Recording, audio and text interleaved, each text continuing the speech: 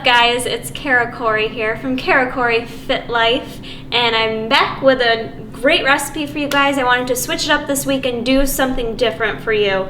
So if you're sick and tired of your boring oatmeal every day, today we're going to do something different and make some protein granola. So we are going to bake this up in the oven, and then you can have it throughout the week to either snack on, or you could add it to a bowl and add some milk to it and make a nice little cereal out of it to have for breakfast or a snack. So the first thing you're going to want to do is set your oven at 350 degrees.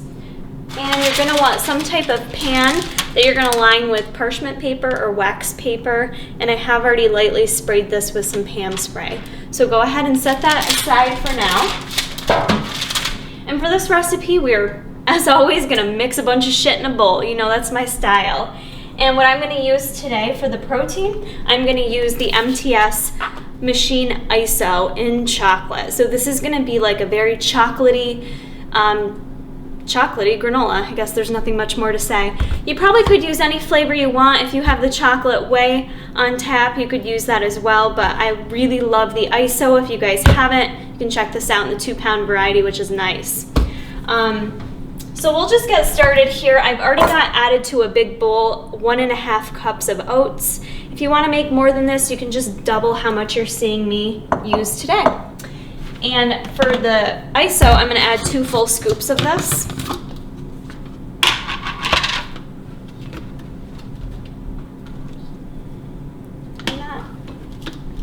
Let's see if I can get that in there. Try not to pick up the little flavor package that's in there. Okay, so 2 full scoops of that added in there.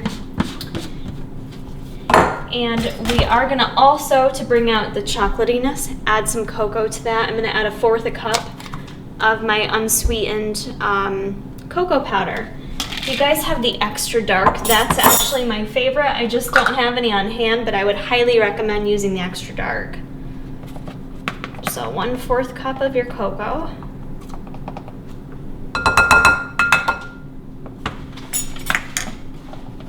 And I'm going to add a pinch of salt to this. Usually you see me do this in many baking recipes. Salt just kind of helps bring out the flavors, but it is optional. Okay, we're going to use a little baking powder today. I'm going to use, how much? A teaspoon of baking powder in this.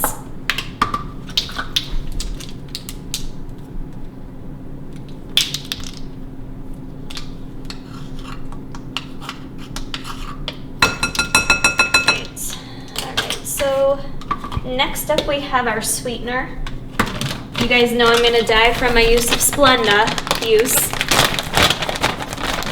So I am going to add 1/4 cup of Splenda. You guys can use, again, whatever sweetener you desire, whether it's stevia, regular sugar, coconut sugar, whatever your heart desires, you can use it, and it'll work. Okay. We've used pretty much all our dry ingredients thus far. I'm just going to mix this up real quick. And next what we're going to do is just add our wet ingredients into it.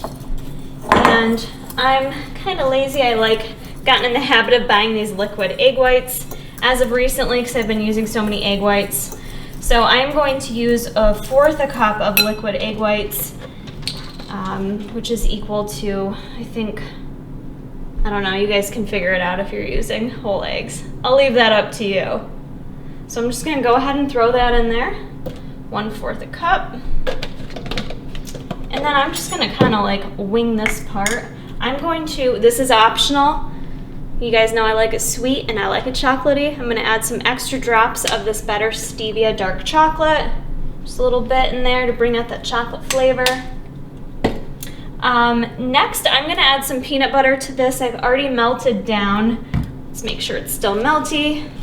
Nice and soft. 2 tablespoons of peanut butter. Optional though, you guys could use whatever nut butter you have on hand. If you don't have nut butter or you don't want the added carbs, you could use coconut oil. If you don't want the fat whatsoever, you could use applesauce. That would probably be my sub recommendations. Okay, so next I'm going to add just a little drizzle of this sugar-free maple syrup.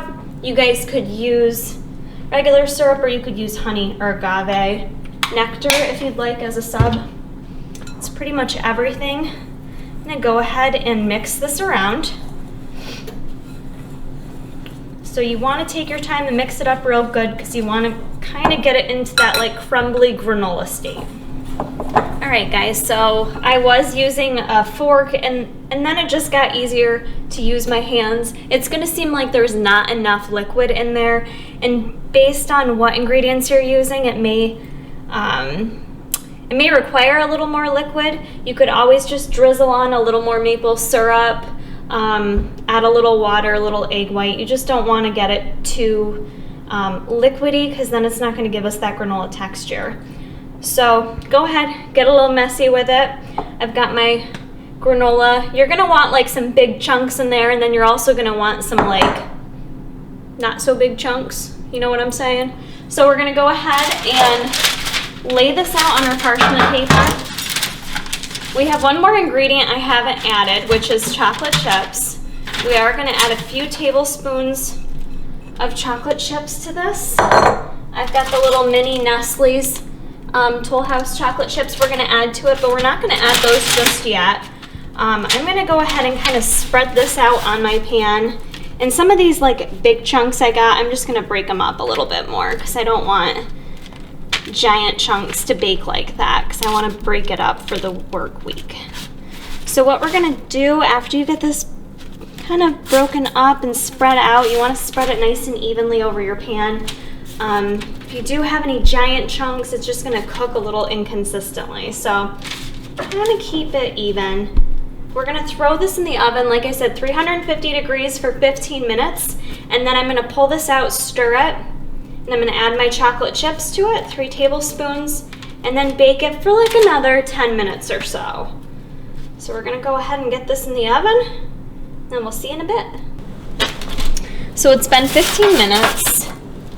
And I've got measured out here 3 tablespoons of mini chocolate chips. I'm just going to add those to the granola mix here.